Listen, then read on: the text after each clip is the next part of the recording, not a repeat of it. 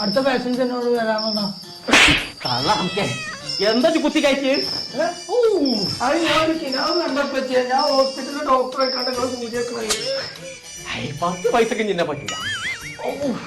നല്ല ചെല്ലി പറഞ്ഞ് കറക്കണ്ടേ അത് കണ്ടാ ചെയ്യാം.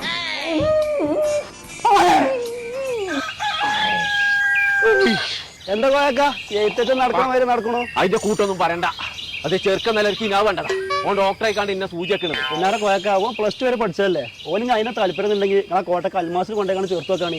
അതിനൊന്നും എന്റെ അടുത്ത് പൈസ ഇല്ല ഡോക്ടർ ആവാനൊന്നും. ഡോക്ടറൊക്കെ കഴിഞ്ഞില്ലെങ്കിലും പാരാമെഡിക്കൽ പഠിക്കാലോ. എന്നാ ഞാനേ ഇപ്പൊ തന്നെ ഓൻ അവിടെ കൊണ്ടുപോയി ചേർക്കട്ടെ.